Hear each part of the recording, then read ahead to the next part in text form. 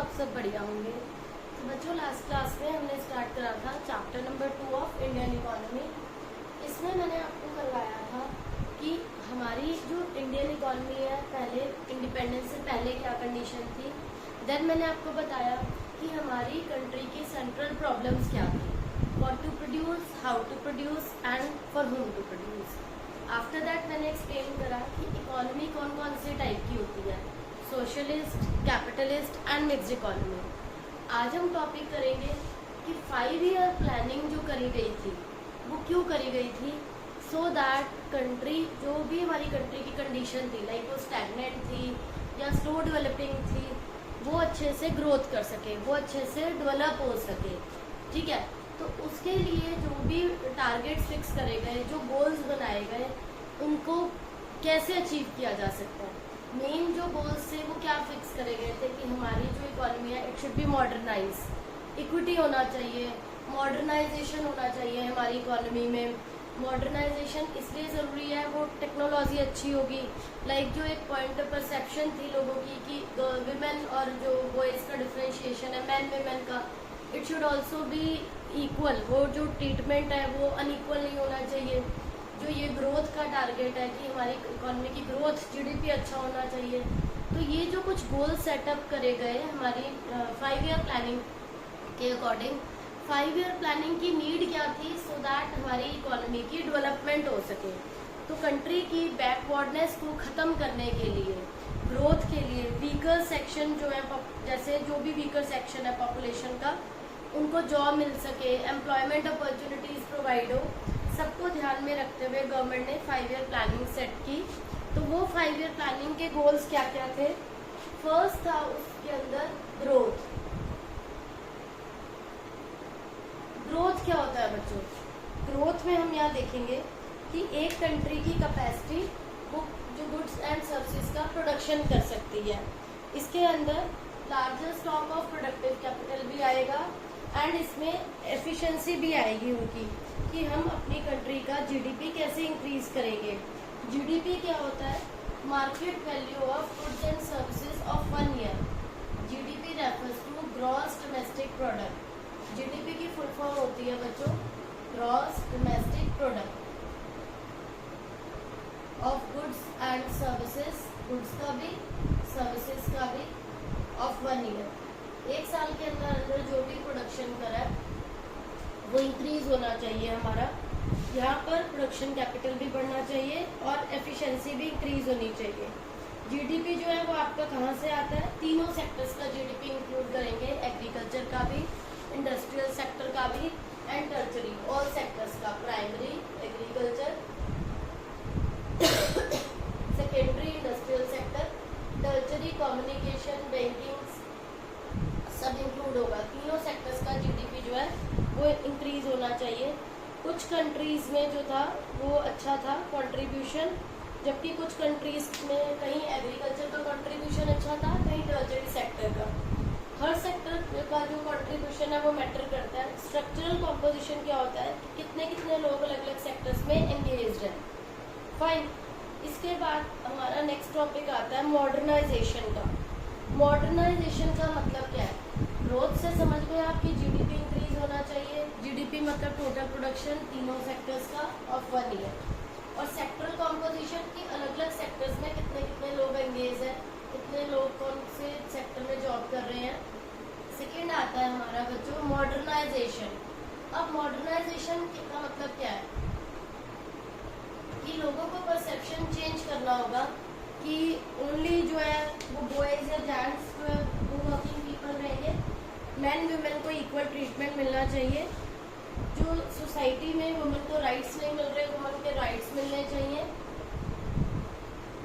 Women भी job करेंगी, women भी अर्निंग मेंबर बनेंगी, जो कंट्री की ग्रोथ के लिए बहुत ज़रूरी है। आप उन्हें इग्नोरेंट नहीं कर सकते। एंड अनदर जो इसमें एस्पेक्ट आता है मॉडर्नाइजेशन में, that is adoption of new technology, कि हम न्यू टेक्नोलॉजी अडॉप्ट करेंगे। आप जितना आउटडेटेड टेक्नोलॉजी को अडॉप्ट करते हैं, जितनी पुरानी टेक्नोलॉजी यूज़ करते हैं, आउटडेटेड टेक्नोलॉजी से हमारी जो कॉस्ट है वो क्या आती है? ज़्यादा। कॉस्ट ऑफ प्रोडक्शन ज़्यादा आता है। प्रॉफिट्स क्या हो जाते हैं उस केस में हमारे? रिड्यूस। तो न्यू टेक्नोलॉजी जितनी अच्छी आप टेक्नोलॉजी को अडॉप्ट कर रहे हैं उसकी वजह से आपकी कॉस्ट जो है बच्चों उतनी कम हो जाएगी, प्रॉफिट उतना इंक्रीज हो जाएगा।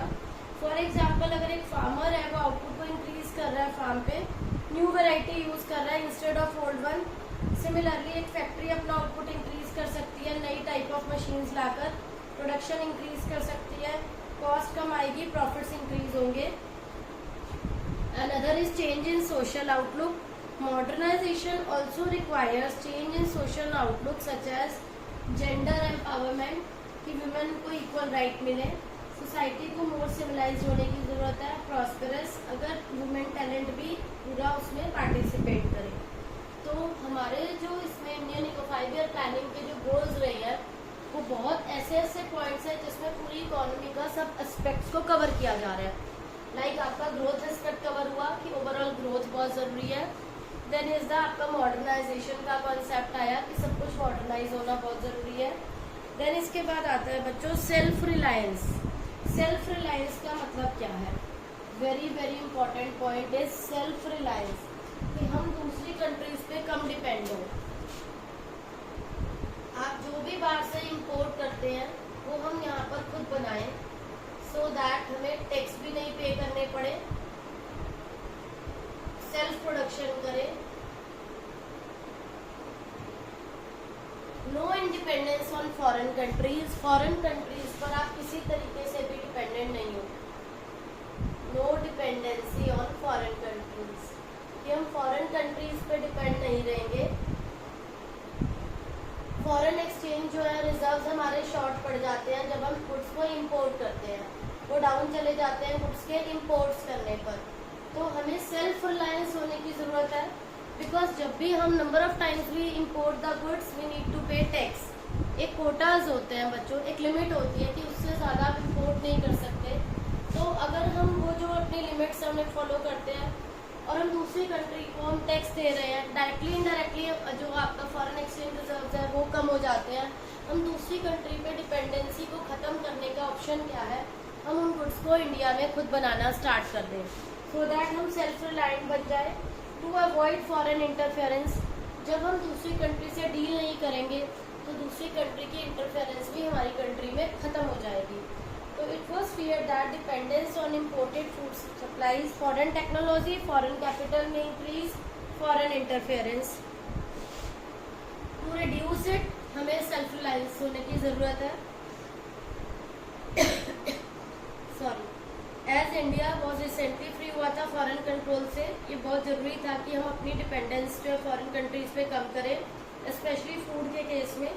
इसके लिए ये बहुत ज़रूरी था कि हम वो सारी चीज़ें यहाँ पर खुद से बनानी स्टार्ट करें, जिससे कि हमें दूसरी कंट्री पे डिपेंडेंट ना रहना पड़े। तो ये एक इम्पॉर्टेंट पॉइंट है सेल्फ रिलायंस का। देन एक पॉइंट आता है बच्चों इक्विटी का। इक्विटी में क्या आएगा बच्चों? ऑब्जेक्टिव जो था ग्रोथ का, modernisation and self reliance. It may not improve the kind of life which people are living. देखो मॉडर्नाइज होने से भी जो है क्वालिटी नहीं इम्प्रूव होगी, ग्रोथ से भी नहीं होगी एंड सेल्फ रिलायंस से भी नहीं होगी।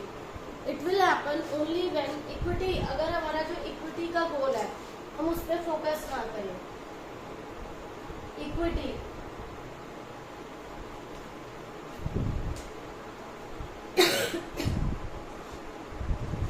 What is equity? कि सभी सेक्शंस ऑफ इकोनॉमी में जितने भी सेक्शंस हैं, वेदर वो रिच है, पुअर है, मिडिल इनकम है, कोई भी सेक्शन है, सबको इक्वल ट्रीटमेंट मिले। Equal treatment in the sense कि लाइक जो हमारी वो प्रॉब्लम थी what to produce, how to produce में, कि हम किसके लिए गुड्स बना रहे हैं। हम इकोनॉमी में सभी सेक्शन के लोगों के लिए गुड्स बना रहे हैं सपोज, ठीक है। तो वो सबके लिए जो सब उसे अफोर्ड कर सके। प्राइसेस शुड बी लाइक कि all can easily afford that, किसी को भी प्रॉब्लम नहीं आनी चाहिए गुड्स को बाय करने में। According to equity every Indian should be able to meet his or her basic needs and inequality in the distribution of wealth should be reduced. ऐसा होता है जो हाई इनकम ग्रुप है, रिच है, उन पर टैक्स लगाने से क्या होगा? उनकी एक्स्ट्रा इनकम टैक्स में चली जाएगी। जो बिल्कुल लो सेक्शन के लोग हैं उन्हें सब्सिडीज मिलनी चाहिए, concessions should be there so that उनका स्टैंडर्ड ऑफ लिविंग रेज हो, वो अच्छे से इकोनॉमी की फैसिलिटीज़ को एंजॉय कर सके, वो उन सभी जो भी गुड्स कमोडिटीज़ है वो नहीं दे पा रहे, उनकी पॉकेट बियॉन्ड है, government should give some concessions और subsidies so that they can easily avail all those facilities, वो भी उन्हें यूटिलाइज करें। उन्हें ऐसा नहीं लगना चाहिए हमारी पॉकेट बियॉन्ड है। गवर्नमेंट को लो इनकम के लिए भी कुछ ऐसा करना चाहिए, लाइक इनिशियली राशन कार्ड्स वगैरह, जिसमें वो लोग वीट, राइस, ऑयल, शुगर ये 50% पे प्रोवाइड करती है गवर्नमेंट। इसी टाइप से गवर्नमेंट को और फैसिलिटीज भी देनी चाहिए सो दैट उनकी इकोनॉमी में ग्रोथ हो सके।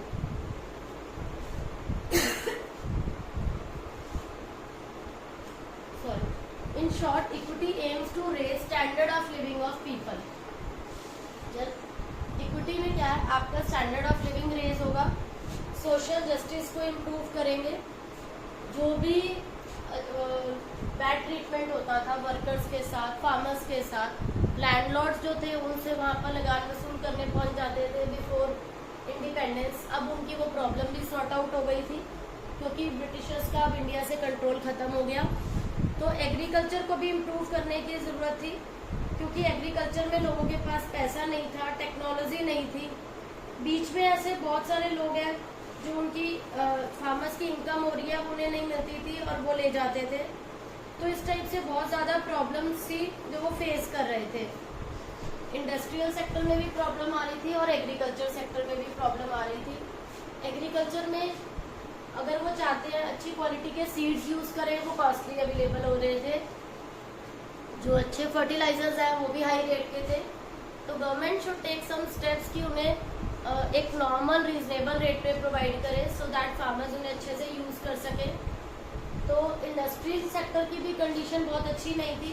एग्रीकल्चर अच्छा होगा बच्चों जहाँ का भी, वहाँ का इंडस्ट्रियल सेक्टर ऑटोमेटिकली अच्छा हो जाएगा। एग्रीकल्चर पे फोकस करने की नीड थी, इरिगेशन फैसिलिटीज़ नहीं थी, लाइक अच्छी उस टाइम पर अच्छी न्यू टेक्नोलॉजी अवेलेबल नहीं थी। ये सब ऐसे पॉइंट्स हैं जिनकी वजह से हमारा एग्रीकल्चर लैक कर रहा था। ब्रिटिशर्स का तो कंट्रोल खत्म हो गया था, लाइक इकोनॉमी से इंडिपेंडेंस मिल गई, बट अब हमें अपनी इकोनॉमी को ग्रोथ की तरफ ले जाना था।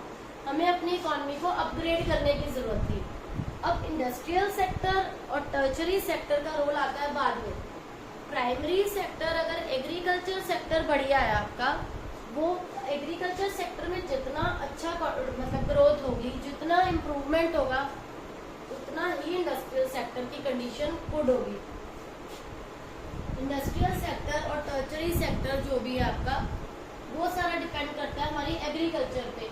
एग्रीकल्चर से हमें रॉ मटेरियल मिलता है, टेक्नोलॉजी भी एक फैक्टर है। लोगों के पास पैसा नहीं था, इतना रिसोर्सेज कम थे, तो यहाँ पर गवर्नमेंट का रोल जो है वो अच्छा होने की नीड है कि गवर्नमेंट अपना रोल थोड़ा प्रमोट करे, अपनी एफिशिएंसी इंक्रीज करे। गवर्नमेंट अगर गवर्नमेंट अपने आप को थोड़ा प्रमोट करेगी, गवर्नमेंट हेल्प करेगी, लोगों की सब्सिडीज देगी, अच्छे सीड्स, अच्छे फर्टिलाइजर्स, जिससे कि एग्रीकल्चर इम्प्रूव हो। गवर्नमेंट के पास भी थोड़ा रिसोर्सेज फंड्स की प्रॉब्लम थी, इंडस्ट्रियल सेक्टर को भी इम्प्रूव करने की रिक्वायरमेंट थी। तो 5 ईयर प्लानिंग में यही सोचा गया कि हम हर 5 ईयर प्लानिंग करेंगे। उस 5 ईयर प्लानिंग में अनएम्प्लॉयमेंट को दूर करने की सोचेगी गवर्नमेंट, एग्रीकल्चर इम्प्रूव होगा, बहुत सारे लोगों को जॉब्स मिलेंगी, इसमें इंडस्ट्रियल सेक्टर इम्प्रूव होगा, ग्रोथ होगी, तो फॉरेन ट्रेड पे डिपेंडेंसी खत्म होगी। अगर हम सेल्फ रिलायंस हो जाएंगे, इंपोर्ट को सब्स्टिट्यूट करेंगे, बजाय दूसरी कंट्री से मंगवाने के हम उस चीज़ों को खुद बनाएं, तो उससे हमारी डिपेंडेंसी खत्म होगी। हमारी जो भी इंपोर्ट ड्यूटीज जाती हैं वो नहीं पे करनी पड़ेंगी, फॉरेन एक्सचेंज रिजर्व जो है वो हमारे कम नहीं होंगे।